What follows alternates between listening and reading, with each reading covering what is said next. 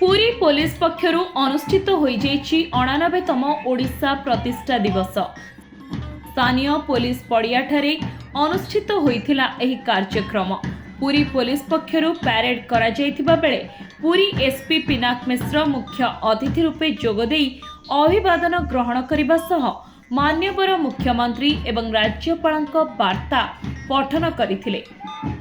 पवित्र उत्कल दिवस रे ओडिशा पुलिस रो प्रतिष्ठा करा जायथिला। आजिर दिन को ओडिशा पुलिस प्रतिष्ठा दिवस भावे पालन करा जाउछि।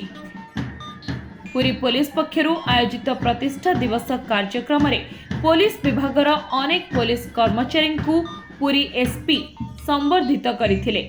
पुलिस रो समाज प्रति कर्तव्य और सेवा को सदा सर्वदा बजाय रखिबा सह पुलिस किपरि लोकंक आहुरी निकटतर हेब एवं विभिन्न क्षेत्र रे सुरक्षा सह समस्त पुलिस सेवा जोगाई देब आम कर्तव्य बोली सूचना दैछंती पुरी एसपी।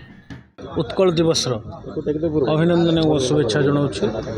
आज उत्कल दिवस संगे संगे ओडिशा पुलिस प्रतिष्ठा दिवस आम पालन करुचे। आज पुरी रे मध्य पुरी पुलिस द्वारा ओडिशा दिवस प्रतिष्ठा दिवस पालन करा जायछि। यही प्रतिष्ठा दिवस आनुकूल्य रे चित्ताकर्षक परेड सकाळु पुलिस पुरी रिजर्व ग्राउंड रे पालन करा जायछि।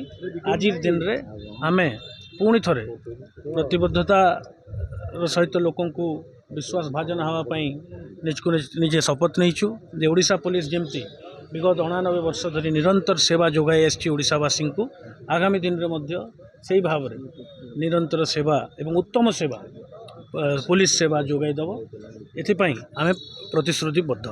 पुरीरू कैमरा पर्सन देव बेहेरांक सह तुषार रंजन नायक का रिपोर्ट धरित्री लाइव।